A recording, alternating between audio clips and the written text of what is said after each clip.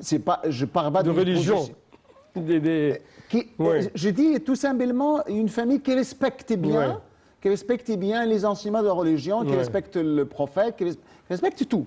Et donc, si on dit vertueuse, si je peux dire, c'est la même chose pour la jeune fille. Ouais. La jeune fille aussi, c'est-à-dire la famille de jeune fille aussi. Si elle commence à choisir un jeune homme pour être futur mari pour leur fille, donc elle doit aussi prendre en considération, elle doit choisir un jeune homme qui respecte bien les enseignements de la religion et qui est quelqu'un de vertueux. Pourquoi on choisit une jeune fille vertueuse ou bien un jeune homme vertueux?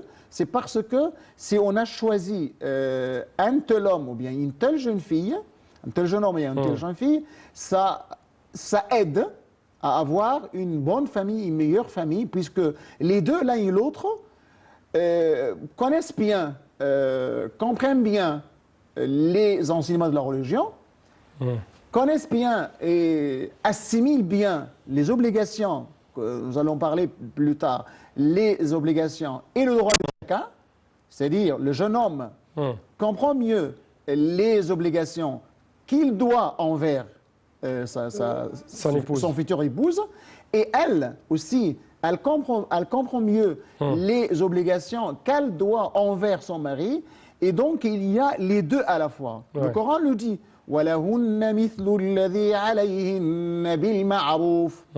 C'est-à-dire, il y a quand même des obligations et des droits équivalents. Il y a une égalité, une équivalence en matière de droits et des obligations. Si la femme a des obligations envers l'épouse, a des obligations envers le mari aussi a des obligations envers son épouse. Donc là, il y a une égalité des obligations et des droits. Vous avez des droits, et moi aussi j'ai des droits. Tu as des obligations et moi aussi j'ai des obligations. Donc là, si on respecte bien les obligations et les droits, on doit avoir une vie homogène, une vie stable. Il y a une certaine stabilité, une certaine paix sociale. Donc, ça commence, je le dis, je répète, ça commence à partir de l'étape du choix de conjoint. Donc, comment choisir le conjoint? Donc, c'était votre point que vous avez expliqué, le choix de l'épouse ou même le choix de mari. Le choix des partenaires. Du partenaire en général. Donc, tout d'abord, avant de poursuivre notre discussion, je dois proposer un reportage à nos chers téléspectateurs à cet égard.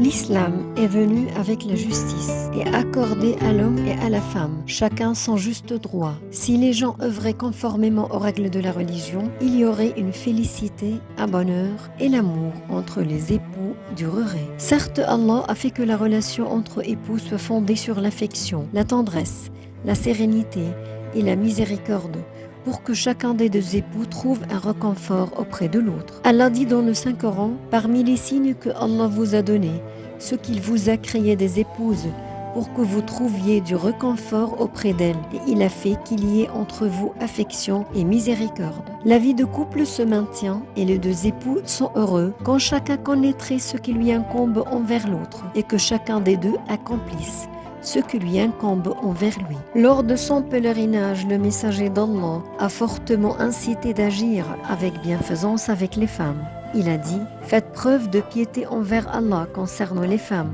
car certes, elles vous sont devenues licites par la loi d'Allah. » Et il a dit « Recommandez-vous d'agir en bien envers les femmes. » Et parmi les paroles éminentes rapportées du messager d'Allah au sujet du bon agissement avec les épouses, il a dit « Parmi les meilleurs d'entre vous sont ceux qui agissent en bien envers les femmes. » Et il a dit « Les meilleurs croyants sont ceux qui ont un bon comportement, et le meilleur d'entre eux sont ceux qui agissent les mieux avec leurs femmes. »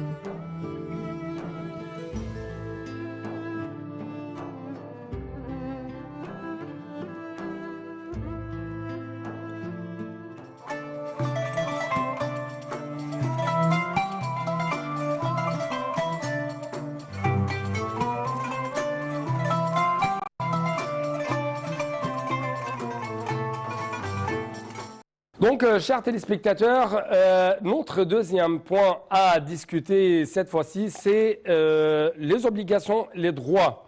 Quelles sont les responsabilités de chacun de ces deux partenaires? Oui, Bien sûr, selon le point de vue islamique. oui. Donc nous avons déjà, comme nous l'avons déjà dit, nous avons déjà choisi notre conjoint, notre partenaire qui doit construire avec nous la première cellule de la société. Ouais. Et donc, bien choisir, donc on doit commencer notre vie conjugale. Et donc, avant de commencer notre vie conjugale, nous devons savoir et assimiler bien nos devoirs et nos obligations. Ouais.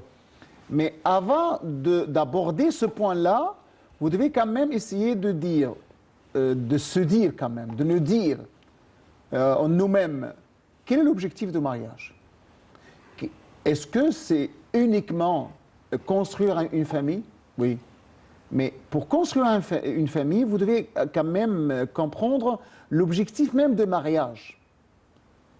Puisque le mariage est l'un des signes d'Allah dans l'univers. Puisque Allah le dit, وَمِنْ آيَاتِهِ خَلْقُ السَّمَاوَاتِ وَالْأَرْضِ وَاخْتِلَافُ أَلْسِنَتِكُمْ وَأَلْوَانِكُمْ إِنَّ فِي ذَلِكَ لَآيَاتٍ لِلْعَالِمِينَ. Donc là, il y a la diversité. Et parmi ces diversités, وَمِنْ آيَاتِهِ أَنْ خَلَقَ لَكُمْ مِنْ أَنفُسِكُمْ أَزْوَاجًا لِتَسْكُنُوا إِلَيْهَا وَجَعَلَ بَيْنَكُمْ مَوَدَّةً وَرَحْمَةً. Donc là, essayez de voir comment le verset parle de cette relation entre mari et épouse. Là, ça fait partie des signes d'Allah. C'est parmi les signes d'Allah subhanahu wa ta'ala. Donc, min ayatihi. Khalaqa lakum min anfusikum azwaja. C'est-à-dire, donc, votre épouse, ça fait partie de vous-même. Imaginez que votre épouse fait partie de vous-même. Donc, nous sommes un indivisible et inséparable.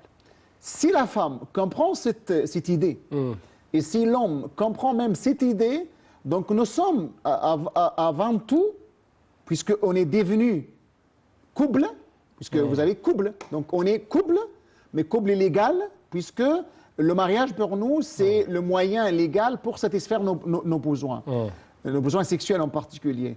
Et donc pour construire une vie familiale, si je peux dire quand même. Et donc si vous avez bien compris cette idée de l'union, vous avez quand même, vous parlez de certains écrivains, certains auteurs qui ont qualifié ce lien entre mari et épouse de sacré.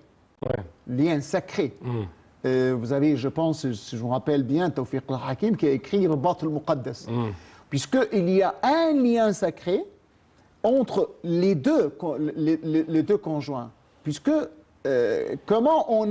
pourquoi ce lien sacré? Vous avez un hadith quand même.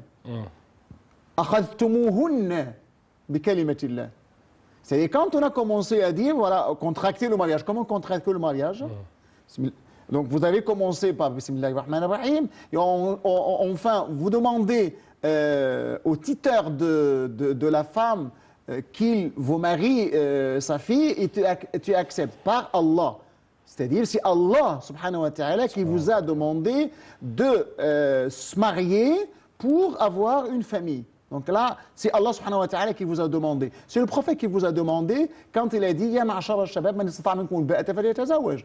Aux jeunes, si vous avez bien les capacités, les moyens financiers ou autres pour faire le mariage, pour se marier, donc que vous vous mariez. Puisque là, c'est un besoin naturel, un besoin nécessaire. Donc vous pourriez les satisfaire par des moyens légaux, c'est le mariage. Ouais. Donc si on a bien compris que ce lien est sacré et que cette union doit durer, indivisible et inséparable, nous devons essayer de faire le maximum pour garder, pour réussir, pour ne pas échouer.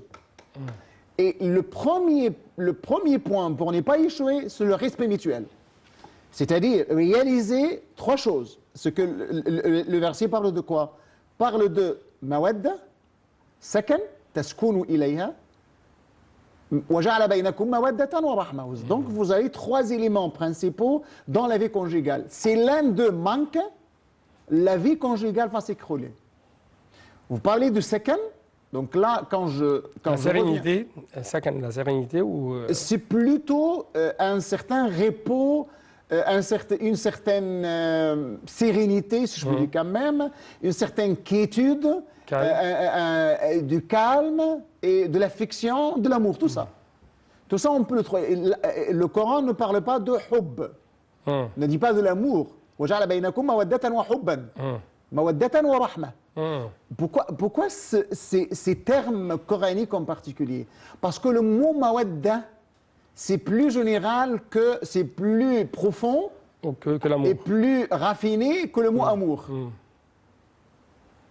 إِنَّ الَّذِينَ آمَنُوا وَعَمِلُوا الصَّالِحَاتِ سَيَجْعَلُهُمُ الرَّحْمَنُ وُدًّا. C'est pas hubb. Puisque le mot affection, c'est plus qu'amour. Puisque le mot affection contient en elle-même le sens de l'amour, le sens du respect, le sens de la vénération, le sens de la tendresse. D'une grande valeur. Le sens de la compassion. Raison pour laquelle le deuxième terme coranique, c'est quoi? Mawaddatan wa rahma. Miséricorde. Miséricorde, compassion, tendresse, tout ça. Pourquoi rahma? Parce que normalement, on le sait tous, dans la vie conjugale, il y a toujours des problèmes. Il y a toujours des problèmes. Qui peut imaginer que deux conjoints vivent toujours sans aucun problème?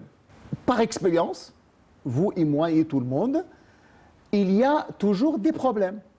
Soit des problèmes quotidiens, soit des problèmes hebdomadaires, des problèmes chaque mois, chaque année, chaque semaine. Ça existe. Chaque minute. Chaque minute, quelquefois. C'est difficile quand même. C'est difficile quand même, puisque ça rend la vie dure et impossible.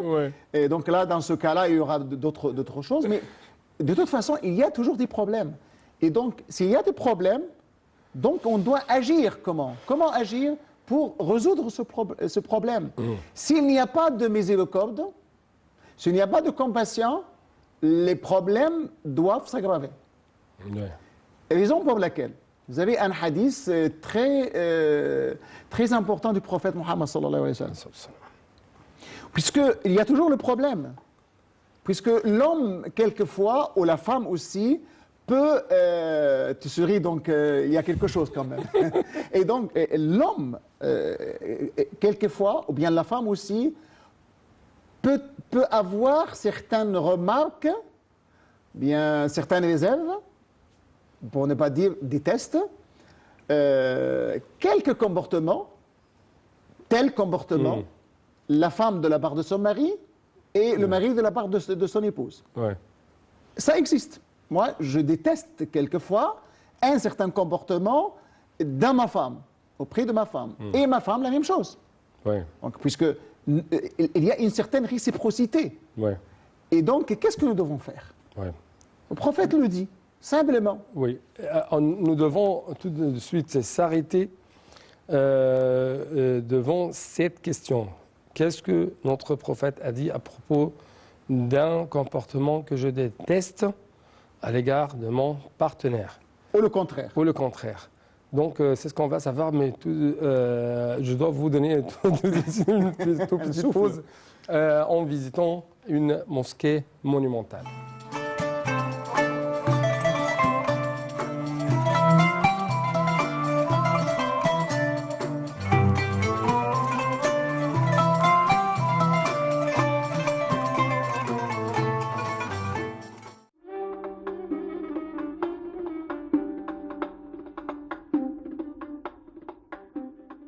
La mosquée Ibn Touloun au Caire est la plus ancienne mosquée de cette ville qui soit dans son état originel et d'ailleurs le plus ancien monument islamique du pays.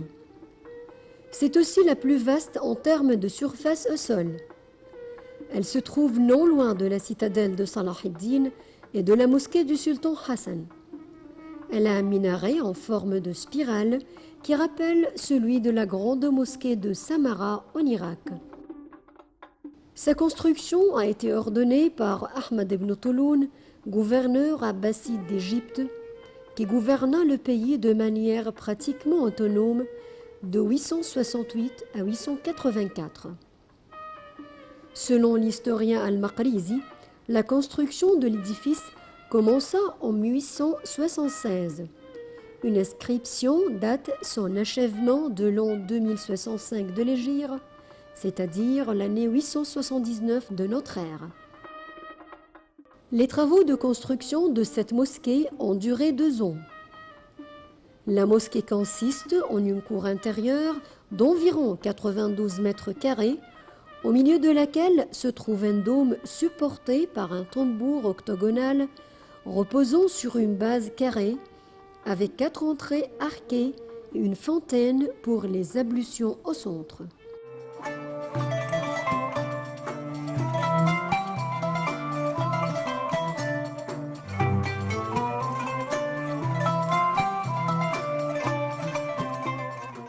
Donc, chers téléspectateurs, bien sûr, nous attendons tous la réponse du prophète à propos d'une question très vitale, très importante qui touche chaque foyer conjugal. Qu'est-ce que je peux faire à l'égard d'un comportement que je déteste,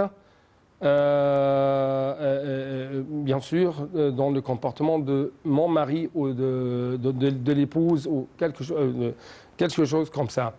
Donc, le prophète a dit quoi?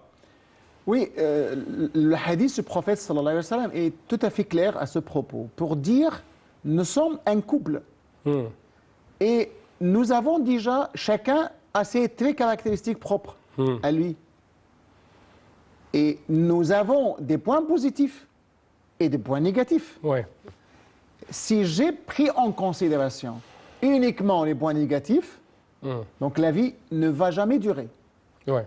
Mais pour bien vivre, pour bien continuer notre vie, nous devons prendre en considération les points positifs ou le point négatif à la fois. Donc qu'est-ce que le prophète dit? Je dois donc vous remercier infiniment. Je vous en prie. Merci beaucoup. Merci, chers téléspectateurs, pour votre attention, votre fidélité. Assalamu alaikum wa rahmatullahi wa barakatuh.